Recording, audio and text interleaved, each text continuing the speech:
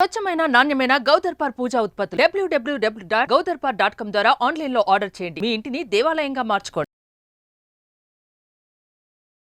అమ్మ నమస్తే. నమస్తే అమ్మా జయలక్ష్మి. జయలక్ష్మి చక్కగా చెప్పారు. అదే నాకు ఫుల్ నేమ్ పిలవడం ఇష్టం అమ్మా. మా అబ్బా. పిల్లల్ని కూడా నేను ఫుల్ నేమ్ పిలుస్తా. అవునా? ఇన్నాళ్ళు జయ అనే అనుకున్నాను. Okay okay. ఇప్పుడు జయలక్ష్మి అని తెలిసాక పూర్తి పేరు పెద్దవాళ్ళు ఎందుకు పెడతారు?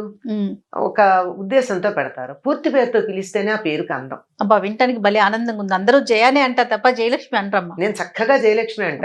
ఇవాళ Okay. నుంచి జయలక్ష్మి అనే పిలుస్తా. ఓకే. మీరు జయలక్ష్మి అన్నారు కదా, ఉమ్, సో అందులో నుంచి ఒక టాపిక్ తీసుకుంటున్నాను చూడండి. తీసుకోండి అమ్మా. లక్ష్మీదేవి స్థిరంగా ఉండాలంటే ఏం చేయాలి?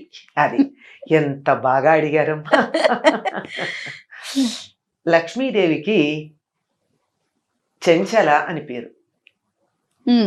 చెంచలాయ నమః పాదవ పూజయామి, చపలాయ నమః జానుని పూజయామి అని ఆవిడ పూజిస్తాం. ఆవిడ చెంచలగా ఉండడమే సరైనటువంటి లక్షణం లక్ష్మికి. అంటే స్థిరంగా ఉండకపోవడమే. స్థిరంగా ఉంటే ఏమవుతుందమ్మా? కదలకుండా ఉంటే స్టాగ్నేట్ అవుతుంది, మురిగిపోతుంది. ఓ ఇప్పుడు అక్కడ ఉంది మనకి స్విస్ బ్యాంక్ లో మన వాళ్ళకి చాలా మందికి డబ్బు ఉంది. ఏమైంది? అలానే ఉంది. ఎవరికి ఉపయోగపడింది? ఆ రోజు పెట్టినప్పుడు ఓ 100, 1000, 1,00,000, కోటో యూరోలు, ఆ డాలర్లు. ఆ రోజు దాన్ని వాడుకుంటే బాగుండేది. ఇప్పుడు దాని విలువ ఏమైనట్టు? ఏదో యూరో విలువ పెరిగింది అంటారేమో, కానీ ఆ రోజు బంగారం కొనుక్కుని ఉంటే నాకు ఇంత విలువ వచ్చి ఉండేది. ఇవాళ అంతే ఉంటే ఏం పెరిగింది?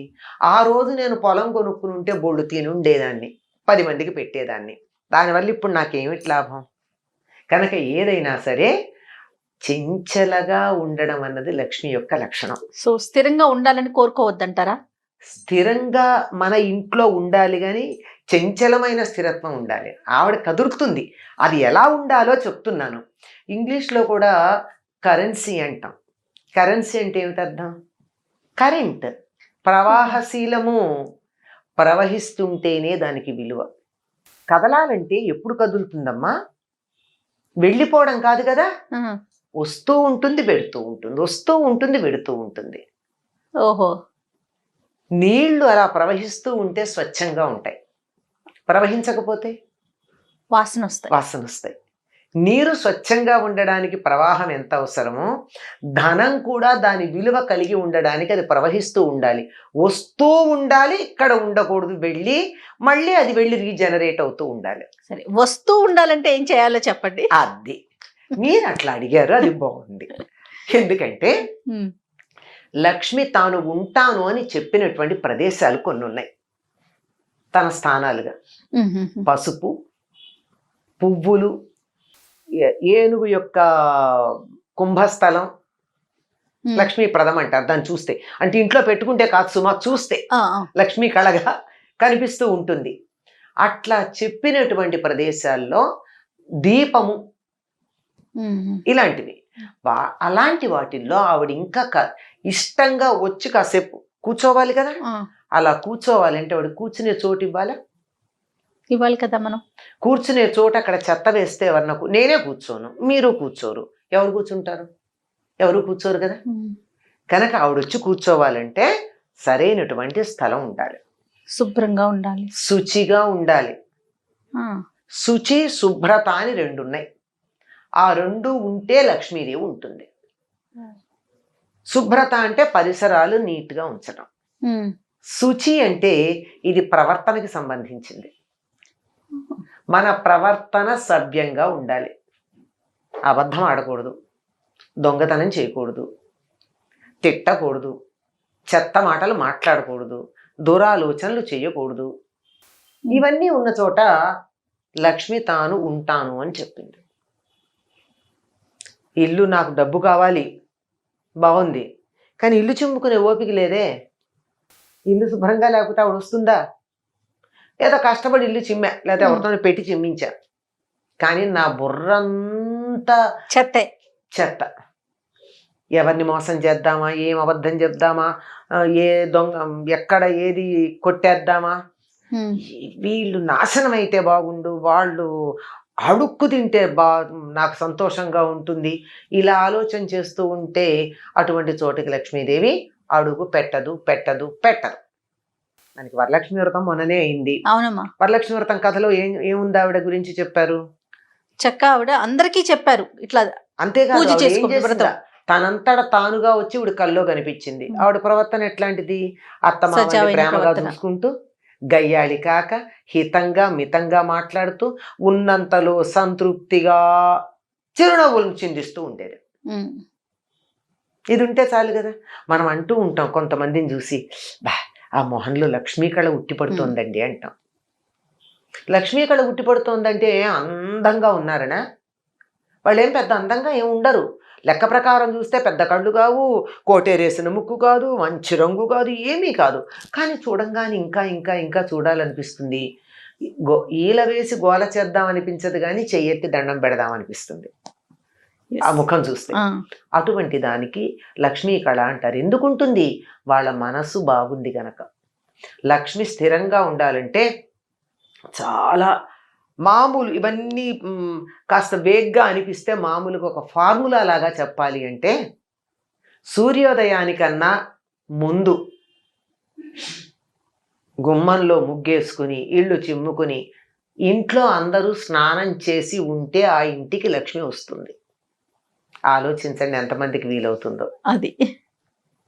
సూర్యోదయం తర్వాత మంచాల మీద మనుషులు కనపడితే ఇప్పుడు మన పని లేదులే ఇక్కడ అని అలా ఆవిడ వెళ్ళిపోతుందట, గుమ్మం దాకా వచ్చి కూడా. ఆ లోపలే అందరూ మెలకువ తెచ్చుకోవాలి. పాచి బట్టలు, పాత బట్టల మూటలు, చెత్త, బూజు, దుమ్ము ఉన్న చోట లక్ష్మీదేవి అడుగు పెట్టను అని చెప్పింది. సాలీడును కూడా స్త్రీ అంటారు, అయినా సరే ఆవిడ సాలీడు ఉంటే ఆవిడ ఉండదు. బూజులు వేలాడుతున్న ఇంట్లో, పాచి ఉన్న ఇంట్లో ఉండదు. స్పష్టంగా చెప్తుంది. విప్పిన బట్టలు దరిద్ర హేతువులు. మనకి ఒక జానపద గేయం ఉంటుందమ్మా, ఇంట్లో ఆడవాళ్ళు పాడుకుంటారు, ఆడవాళ్ళు పాడేదే. లక్ష్మీ జ్యేష్ఠ సంవాదం అది. అక్క చెల్లెళ్ళు. ధర్మరాజు యుద్ధంలో ఓడిపోయాడు, అరణ్యవాసానికి వెళ్ళాలి, సంపదలన్నీ వదిలేసి అంటే జ్యేష్ఠాదేవి బాధపడుతుంది. ఆయన దగ్గరికి ఎట్లా వెడతాను, నేను వెళ్ళగలిగిన లక్షణం ఒక్కటి లేదు ఆయన దగ్గర ఉంటుంది జ్యేష్ఠాదేవి. కట్టి విప్పిన బట్ట కట్టడే రాజు, ఆడి విడిచిన నీరు ఆడడే రాజు. ఎట్లా పెడతానమ్మా నేను? ఒకసారి కట్టుకున్న బట్ట మళ్ళీ కట్టుకోడు, ఆయన దగ్గరికి ఎట్లా పెడతాను? ఒకసారి కట్టుకుని విప్పిన బట్ట దాంట్లో జ్యేష్ఠాదేవి ఉంటుంది, అంటే మలినం ఉంటుంది కదా. అవును. అందుకని ఆయన ఎప్పుడు అట్లా ఉండడుగా, శుచిగా ఉంటాడు కదా, నేను ఎలా పెడతాను ఆయన దగ్గరికి? ఆడి విడిచిన నీరు ఆడడే రాజు. ఒకళ్ళు స్నానం చేసి వదిలిపెట్టిన నీళ్లు మళ్ళీ స్నానం చేయడు. అంటే మన వాళ్ళు మీకు గుర్తుందో లేదో, ఇంట్లో చెప్తారు, ఒక పూర్వకాలం 10 మంది ఉన్న కుటుంబాల్లో ఒకళ్ళ తర్వాత ఒకళ్ళు స్నానాలు చేస్తూ ఉంటే, ఒకళ్ళు స్నానం చేశాక మిగిలిన నీళ్లు పారబోసేస్తారు తప్ప అందులో ఇంకోళ్ళు ఉన్నాయి కదా అని వాడరు. ఒకళ్ళు స్నానం చేసి వదిలిన నీళ్ళని ఇంకోళ్ళు స్నానం చేయకూడదు, అది దరిద్రం. ఇలాంటివి ఏవైతే ఉన్నాయో ఇవన్నీ చాలా చెప్తాయి. చేటలో పళ్ళను చెరపడే రాజు, ఇలాంటివి చెప్తుందంటే. అంటే పాపం లక్ష్మీదేవి కూడా ఉంటుంది. నిజమే, మరి నేను మాత్రం వదిలిపెట్టి ఎట్లా పెడతాను ఈ లక్షణాలు ఉన్నవాడిని అని లక్ష్మీదేవి అంటుంది. సో తాను వెళ్తాను అంటుంది. ఈవిడేమో నేను ఆయన్ని వదలలేనంటుంది. ఇలా జ్యేష్ఠాదేవి ఉంటే ఆయన దగ్గరికి నేను వెళ్ళలేను, ఒక్క లక్షణం కూడా లేదు నేను వెళ్ళాలంటే అని ఆవిడ అంటుంది.